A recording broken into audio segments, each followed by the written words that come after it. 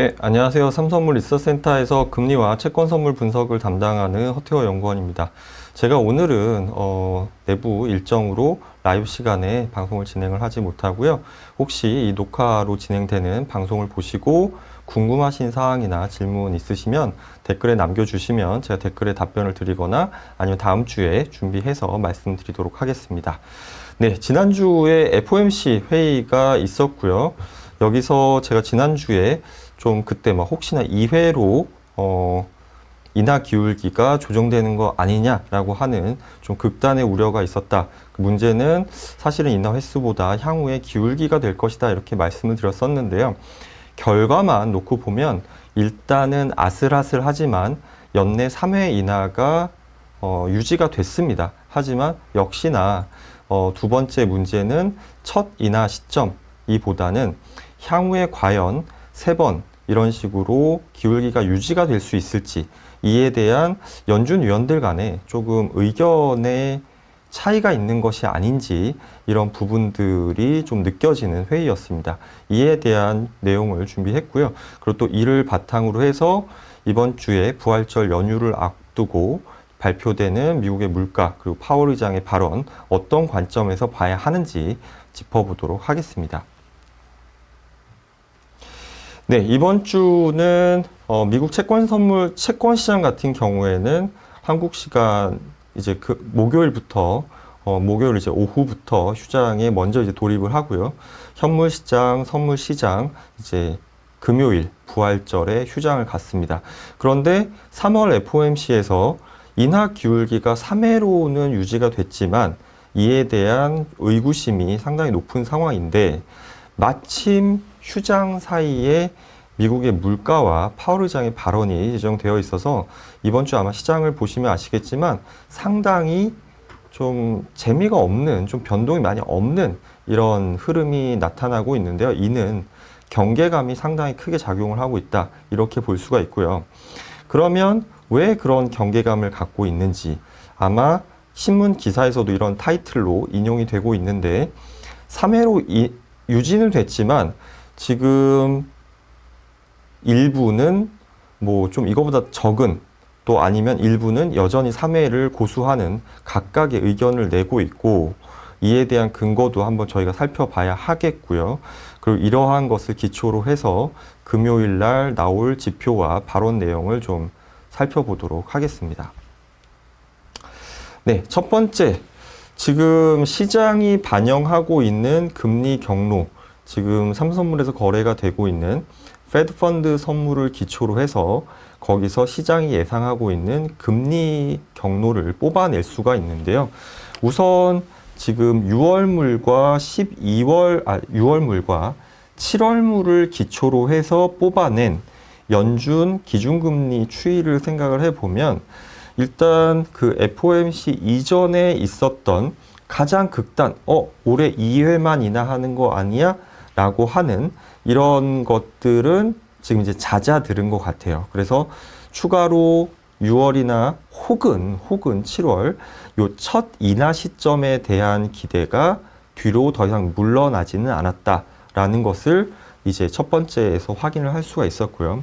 하지만 지금 올해 12월이나 내년 3월물을 보면 생각했던 것만큼 기대만큼 금리가 빨리 내리지는 않겠다라는 것도 지금 반영을 하고 있습니다. 결국은 첫 인하 시점을 흔들지는 않았지만 향후에 시장이 생각하는 것만큼 그 정도의 복폭으로 인하를 해 나갈지는 조금 퀘스천 마크가 있다.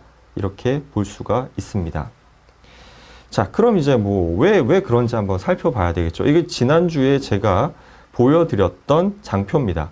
12월 점도표였었고요. 당시에 제가 어떻게 말씀을 드렸냐 하면 연내 3회, 내년 4회, 그리고 그 다음에 3회, 물론 상당히 멀리 떨어져 있는 기간이지만 지금 올해 2명만 혹시나 이동을 한다면 3회가 2회로 조정될 것인데 그렇게까지 크지는 않을 것 같다. 저 그때 말씀드렸었고 대신 내년은 조정이 될 가능성이 높다. 이렇게 말씀을 드렸었습니다. 결과를 보면 우선 첫 번째로 내년은 4회에서 3회로 조정이 됐습니다. 그러니까 인하 기울기가 생각했던 것보다는 가파르지 않다. 이렇게 일단 결론이 났고요.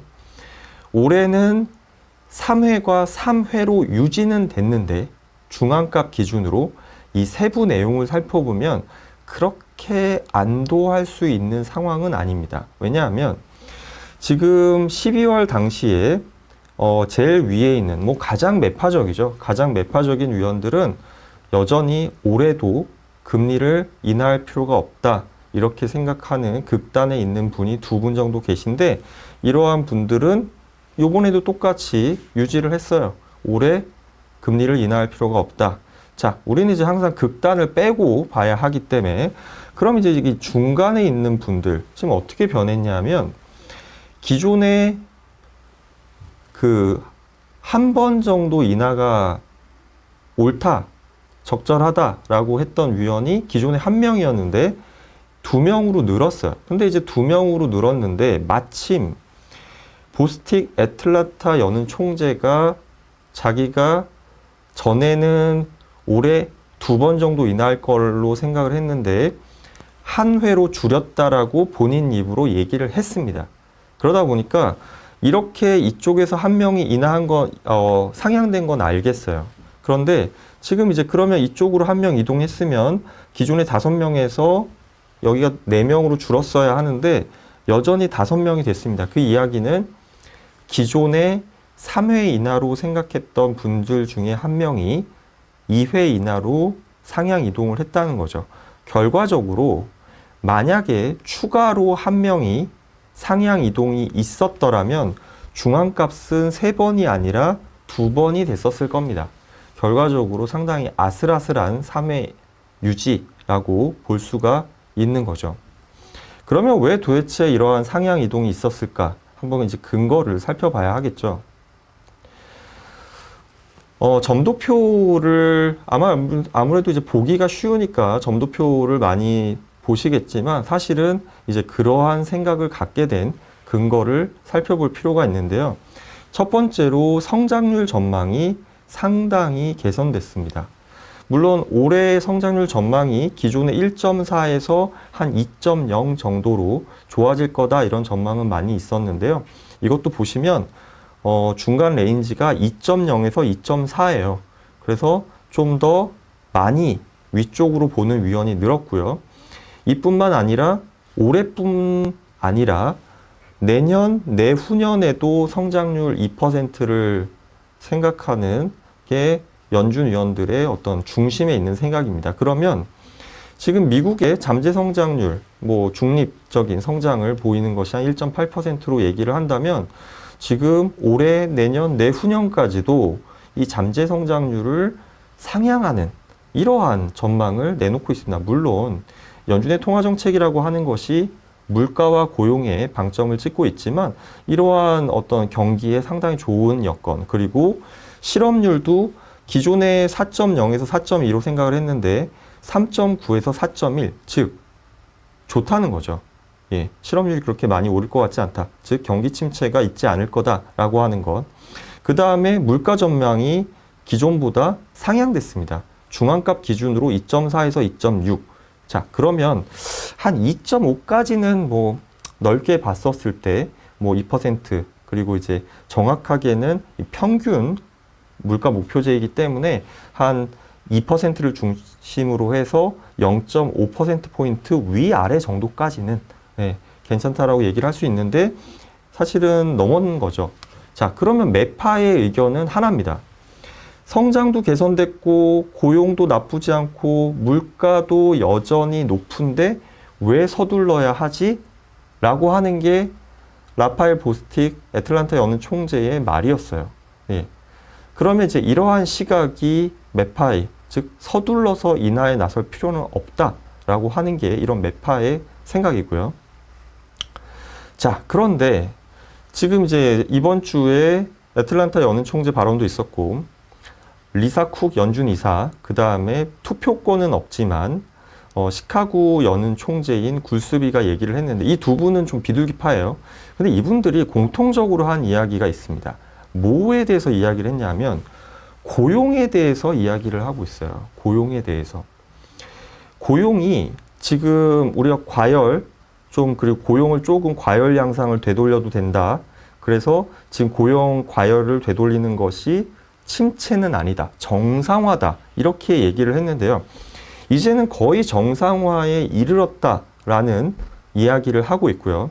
두 번째로 이렇게 과잉 긴축이 되다가 자칫 고용의 균열이 발생할 가능성도 일부 지표를 통해서 이러한 우려를 좀 가져야 한다. 이런 이야기를 하고 있습니다. 그런데 더 중요한 포인트는 연준위 위원들 이제 과반수는 고용 지표에 대한 이 본인들의 전망에 대한 불확실성이 이제 중립으로 다다랐어요. 중립으로 다다라서 이 말은 뭐냐? 그만큼 확실히 있다는 거고요. 본인의 고용에 대한 전망에 대해서 상당한 근거, 자신감을 갖고 있다는 겁니다. 그래서 그거를 근거로 이러한 비둘기적인 의견을 내는 겁니다. 앞서 말씀드린 것처럼 견해가 이렇게 갈라져 있는데, 그러면 이 견해의 극단적인 서로 매파와 비둘기의 근거는 뭐냐?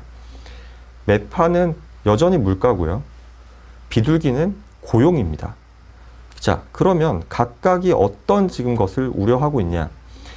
이번 주 금요일에 PCE 물가 지표가 나옵니다. 그런데 지금 시장에서 예상하고 있는 헤드라인 기준으로 전년비 2.5%, 코어 기준으로 전년비 플러스 2.8%면 지금 이거를 연율화하게 되면 확연하게 2%에서 반등 흐름이에요. 즉 물가의 둔화, 디스인플레이션이 생각했던 것만큼 잘 빠르게 진행되지 않고 있다. 따라서 금리 인하를 그렇게 서둘러야 할 필요가 없다라고 하는 게 이제 매파의 의견인 것 같고요. 반면에 비둘기파의 의견은 고용 정상화. 뭘 도대체 그럼 고용 정상화라고 볼까? 첫 번째는 지금 아마 제가 이 부분도 많이 보여드렸을 텐데요. 지금 실업자 한 명당 일자리 구인 건수입니다. 그런데 이게 구인 건수 자체는 팬데믹 이전보다 많이 여전히 높아요. 한 150만 건 정도, 뭐 한 300만 건까지 높았다가 지금은 이제 점점 줄어들어서 그래도 여전히 한 150에서 200만 건 정도 팬데믹 이전보다 높은데, 문제는 실업자 한 명당 구인 건수는 아직은 못 미쳤지만 그래도 팬데믹 이전 수준에 이제 거의 다가서고 있습니다. 1.3대를 보이고 있으니까 뭐 한 1.2대, 1.3대 요 정도면 거의 팬데믹 이전 수준이고, 그러니까 정상화란 말은 팬데믹 이전 수준으로 이제 되돌아가고 있다. 이런 얘기를 하는 거고요. 그리고 이제 미국의 총 고용자 수가 계속 늘어나다가 여기서 약간 이제 정점을 찍은 모습을 보여주고 있어요. 그리고 지난달 3월 초였죠. 미국의 실업률이 3.9%를 나타냈습니다. 그러니까 뭐 3.6, 3.7에서 약간 점핑했어요. 이러면 연준이 긴축을 조금 완화한다고 해서 당장 어떤 효과를 미치는 건 아니에요. 연준의 통화정책이라고 하는 건 정책 시차가 있기 때문에 지금 약간의 균열이 발생할 그런 소지가 보이면 정책을 서둘러서 돌려야 되죠. 왜냐하면 균열된 걸 보고 돌려서는 이미 늦거든요. 그래서 이 비둘기파는 정상화로 가는 것, 그리고 정상화에서 약간의 균열 가능성도 좀 보이지 않냐, 이런 의견을 보이고 있고, 사실은 제가 지금 여기다 보여드리진 않았지만 이것보다 뒤에서 이제 말씀드리겠지만 하나 더 빠른 지표가 미국의 이제 그런 실업률이나 이런 거는 이제 상황을 파악하는 거고요. ISM 서비스업, ISM 제조업 지수는 설문을 통해서, 서베이를 통해서 하는데요. 다음 주 월요일에 나올, 그리고 다음 주 수요일에 나올 ISM 제조업 서비스업, 물론 지수 자체도 기준선이 50을 상회하는지 하회하는지도 중요한데 각각의 고용 지수를 보는 게 이제 중요해졌습니다. 왜냐? 서베이가 실제로 좋은지 나쁜지보다 조금 한 템포 빠르거든요. 그런데 지난주에도 말씀드렸지만 서베이 지표 기준으로 서비스업의 고용지수가 50을 이제 하회하기 시작했습니다. 약간씩 균열 가능성도 우려를 해야 되는 거죠. 자, 그러면 물가가 아직 목표치에 다다르지 못했기 때문에 계속 긴축을 해야 된다는 거에 대해서는 다 동의해요. 그런데 긴축을 계속 유지해서 장기간으로 가지고 가려면 과잉 긴축 리스크도 적절히 통제를 해야 합니다. 왜냐?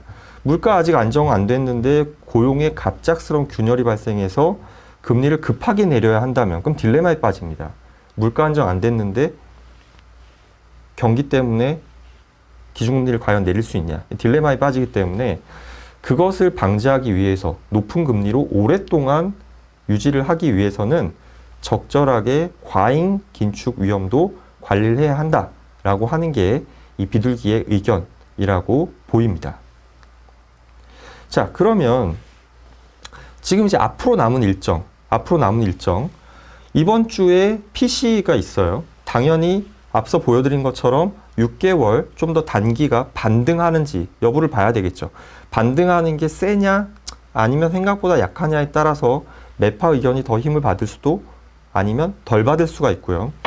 그 다음에 다음 주 금요일에 3월 고용지표가 있습니다. 만약에 실업률이 올라간다면 그리고 총 고용자 수가 앞서 보여드린 것처럼 탑핑을 찍고 둔화되는 것이 줄어드는 것이 좀 더 가시화된다면 그러면 또 비둘기파 목소리에 의견이 실릴 수가 있죠. 자, 그런 이제 과정이 4월 내내 진행이 되고 4월 10일에 미국의 의사록이 공개가 됩니다. 분명히 이렇게 아슬아슬하게 결정이 내려졌다는 것은 분명히 물가와 고용에 대해서 각 연준 위원들이 판단하는 거에 상당한 좀 견해의 차이가 있을 거라고 생각이 듭니다. 그래서 그것을 기반으로 해서 지나온 지표를 다시 한번 해석을 해 볼 필요가 있고요. 여기에 따라서 이제 기울기를 가늠하기 위한 어떤 중장기 금리의 변화가 있을 거라고 생각이 듭니다. 자, 그러면 이제 앞서 드린 설명을 한번 요약을 해보면 중요한 시점이에요. 뭐 늘 중요합니다. 늘 중요한데 마침 휴장이라는 게 또 사람을 대응할 수가 없지 않습니까? 휴장인 가운데서 미국의 물가가 발표가 되고요. 또 휴장인 가운데 파월 의장의 연설이 예정되어 있습니다. 그렇기 때문에 이번 주에 다들 이리저리 움직이는 것을 상당히 주저한다라고 볼 수가 있고요. 물론 이제 그 앞서 있어서 내일 아침에 우리나라 시간 내일 아침에 가장 이제 매파로 여겨지고 또 중량감이 있는 월러 연준 이사의 발언이 있습니다. 이분이 이제 어떤 견해를 갖고 있는지. 그래도 최근까지는 3회 인하를 좀 지지하는 편이었는데 지금 이제 블랙아웃 기간 동안 나온 고용과 물가 지표를 보고 이분이 어떤 의견 변화를 보였을지 이 부분을 좀 관심 있게 지켜보셔야 할 것 같습니다. 네, 오늘 제가 준비한 자료는 여기까지고요. 부활절 연휴 그 전후까지 그리고 지표의 흐름 앞서 보여드린 관점을 통해서 좀 해석을 하고 시장 대응하는 데 도움이 되시기를 바라겠습니다. 네, 저는 다음 주에 더 알찬 내용으로 찾아뵙도록 하겠습니다. 감사합니다.